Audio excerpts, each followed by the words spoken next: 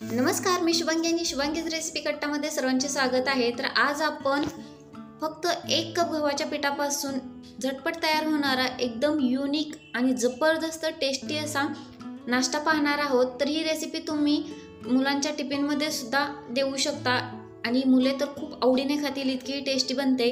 तर चला करूया रेसिपीला सुरुवात। तर या ठिकाणी 1 कप एवढं मी गव्हाचं पीठ घेतलेलं आहे एका बाउलमध्ये। तुम्ही मैदा देखील या ठिकाणी घेऊ शकता। त्याचबरोबर या ठिकाणी मी 1 पाव चमचा एवढा ओवा घेतलेला आहे। अशा पद्धतीने हाताने तो क्रश करून घालायचा, म्हणजे त्याचा स्वाद खूप छान येतो।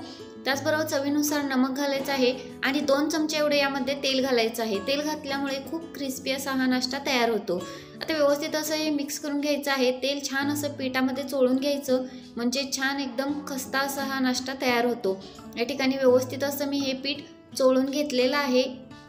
आता यामध्ये थोडं थोडं पाणी घालत आपल्याला याचा घट्टसर असा एकदम सॉफ्ट गोळा तयार करून घ्यायचा आहे। या ठिकाणी बघू शकता मी गोळा तयार करून घेतलेला आहे। जसं आपण पुरीसाठी बनवतो त्याचप्रमाणे या ठिकाणी करून घ्यायचं आहे। आता यावरती मी अर्धा चमचा एवढं तेल घालून घेते आणि पुन्हा एकदा 1 मिनिट हे मळून घेते। या ठिकाणी मळून घेतलेलं आहे। यावरती आता झाकून आपण ठेवून देऊयात। तोपर्यंत आपण या नाश्त्यासाठी लागणारं जे स्टफिंग आहे ते तयार करून घेऊयात। त्यासाठी गॅसवरती एक पॅन ठेवलेला आहे गरम करण्यासाठी। त्यामध्ये 2 चमचे एवढं तेल घातलेलं आहे। तेल गरम झाले की यामध्ये अर्धा चमचा मोहरी, अर्धा चमचा जिरे, त्याचबरोबर 1 चमचा एवढं अद्रक आणि लसूण मी बारीक कट करून घेतलेलं आहे तो घालून घेते आणि एक मीडियम साईजचा कांदा मी बारीक कट करून घेतलेला आहे तो घालून घेते।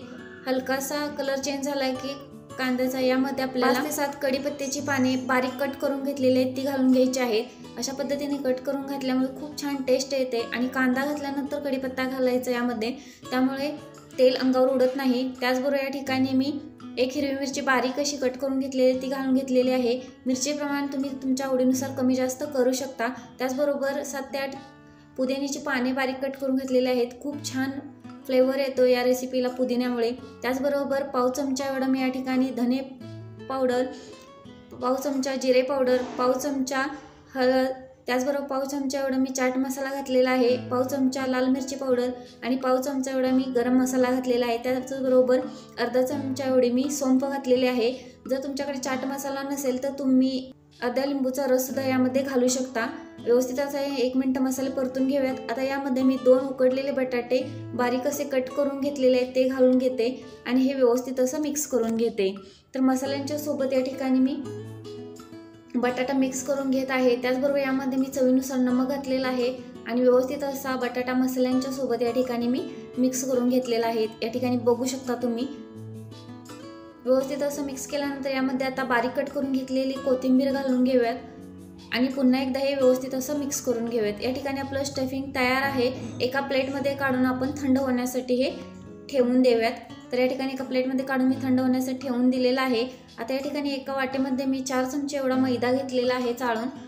आता यामध्ये थोडं पाणी घालून याचं एक बॅटर बनवून घ्यायचं आहे। तर या ठिकाणी बघू शकता एक अर्धी वाटी एवढं मी यामध्ये पाणी घालून घेतलेलं आहे। व्यवस्थित असं हे मी पाण्यामध्ये मिक्स करून घेतलेलं आहे। यामध्ये पाव चमचा एवढं नमक देखील घालून घेतलेलं आहे आणि व्यवस्थित असं मिक्स केलेलं आहे। याची कन्सिस्टन्सी देखील तुम्ही बघू शकता, अशा पद्धतीने आपल्याला ठेवायची आहे। आता या ठिकाणी आपली कणिक सुद्धा छान अशी भिजलेली आहे। आता या कणकीचे आपण 2 गोळे करून घेऊयात। या ठिकाणी 2 गोळे करून घेतलेले आहेत आणि या ठिकाणी एक पोळपूट घेतलेला आहे आणि लावण्यासाठी या ठिकाणी पीठ घेतलेलं आहे गव्हाचं। तर यामध्ये पिठामध्ये गोळा बुडवून मी आता लाटून घेते। जशी आपण चपाती लाटतो त्याचप्रमाणे आपल्याला लाटून घ्यायचं आहे।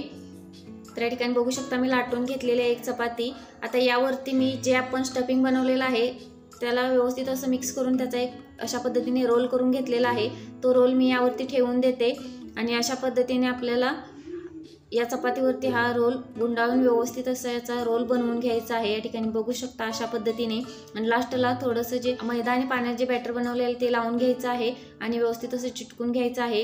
हाताने व्यवस्थित प्रेस करायचं, याचा गोल बनवून घ्यायचा आहे रोल आणि लास्टला याला थोडंसं आपल्याला पॅक करून घ्यायचं आहे, जेणेकरून याच्यातील स्टफिंग बाहेर येणार नाही। आता या ठिकाणी मी टूथपिक घेतलेला आहे आणि या अशा पद्धतीने या रोलवर आपल्याला खोवून घ्यायचे आहेत।